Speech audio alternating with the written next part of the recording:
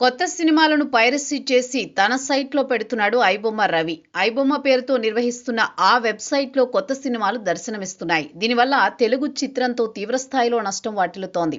ఈ నేపథ్యంలోనే రవిని తెలంగాణ పోలీసులు పట్టుకున్నారు. ప్రస్తుతం అతన్ని విచారిస్తున్నారు. ఈ విచారణలో రవి యొక్క విషయాలను వెల్లడిస్తున్నారు. ఈ విషయాలను పోలీసులు మీడియాకు లీక్ చేస్తున్నారు. పోలీసుల విచారణలో సంచలన విషయాలు వెల్లడిస్తున్న రవి తాజాగా మరో విషయాన్ని కూడా చెప్పినట్టు సమాచారం.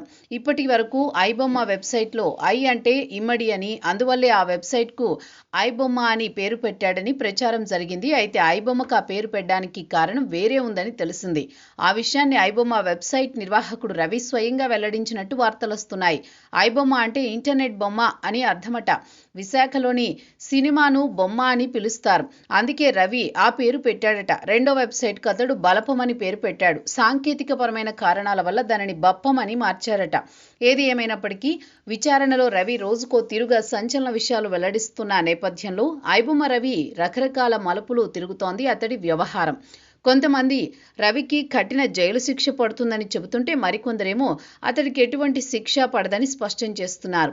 ఏది ఏమైనప్పటికీ కొద్ది రోజులుగా నిత్యం వార్తల్లో ఉంటున్న రవి రెండు తెలుగు రాష్ట్రాల మీడియాకు విపరీతమైన పని కల్పిస్తున్నాడు. ఐబొమ్మ రవి వ్యవహారం తర్వాత అతని కుటుంబానికి సంబంధించి విషయాలు సరికొత్తగా తెలుగు రాష్ట్రాల్లో మీడియాలో సంస్థలు ప్రజెంట్ చేశాయి. దీంతో అతన్ని సెలబ్రిటీని చేశాయి. ఇక ఇదే క్రమంలో కొంతమంది న్యాయవాదులు అతడి తరపున వాదించడానికి ముందుకొచ్చారు. సోషల్ మీడియాలో అయితే రవికి అనుకూలంగా ఒక ఉద్యమమే నడుస్తోంది. సాక్షాత్తు సిపి సజ్జనార్ హెచ్చరికలు జారీ చేసేదాకా పరిస్థితి వెళ్ళిందంటే రవి రేంజ్ ఏంటో అర్థం చేసుకోవచ్చు.